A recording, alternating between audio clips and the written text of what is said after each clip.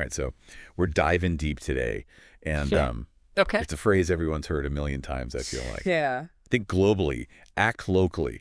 Right. Yeah. It's everywhere. You see it on like bumper stickers to like, corporate sustainability reports and all that. Yeah, for sure. But what's interesting is you sent us some stuff that like makes us really rethink what this means, especially for academics in the academic world. Yeah, yeah. We got some articles, research papers, even like just, some notes you jotted down. Right. And one name that keeps popping up over and over again is Jared Knize, Okay.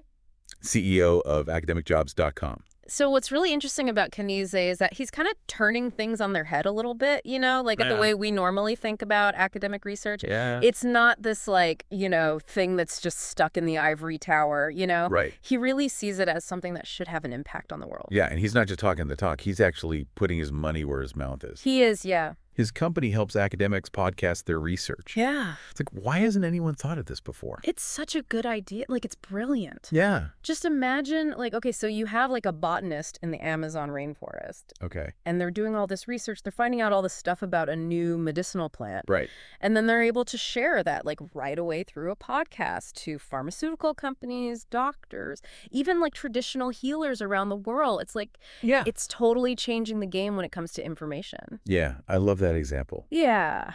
It makes you think of all the things we could do with this, especially for medicine, environmental science, that kind of stuff. Yeah. But I'm also wondering, are there any downsides to making academic research, so available? That's the big question, right? Right. We do want it to be accessible. Yeah. But we can't forget about the problems it might cause. Right. So, right now academics have this system, with peer reviews and all these standards, Right. and that acts as a filter.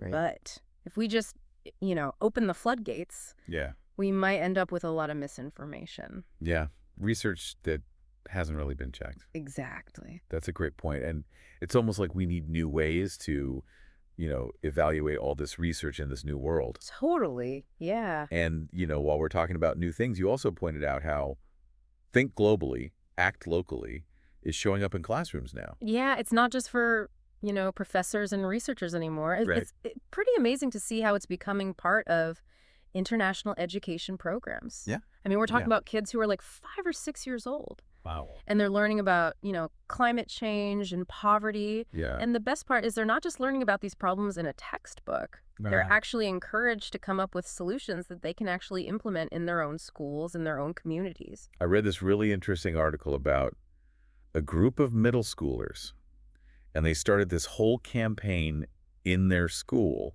to cut back on plastic waste. Right. They learned about how plastic pollution affects the whole planet. Yeah, And then they came up with all these ideas to reduce their own impact. that's awesome. It's pretty inspiring to see kids thinking like that. It really is. It shows you don't have to be, a grown-up to make a difference. Right, They're getting, how everything is connected right. and that they can actually do something about it. Exactly. And this leads us to the third part that you pointed out, which is how universities are incorporating think globally, act locally into what they believe in. Yeah, it's not just about the students anymore. It's about the whole university. Yeah. They're realizing that they have to set an example, Right. So they're acting locally by doing things like making their campuses more sustainable, Go. supporting programs in the local community, and making sure that everyone feels welcome and included on campus. Right. And all of these things have this ripple effect. Right. It influences other universities and sets a standard for everyone. It's like we've come full circle.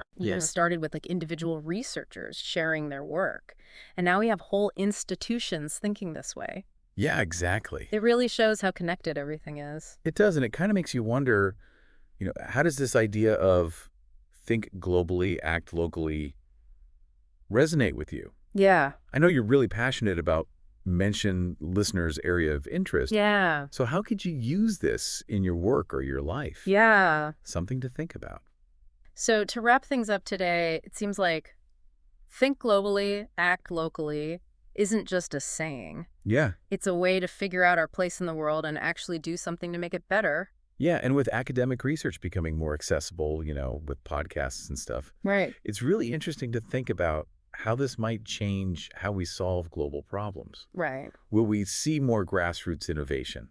Right. Will the traditional power structures in academia change? Yeah. There's so many possibilities. It's really exciting to think about. Yeah, absolutely. We'll have to see how it all plays out. Yeah, exactly. Thanks. Thanks. And thanks for listening. See ya. See you next time. Bye.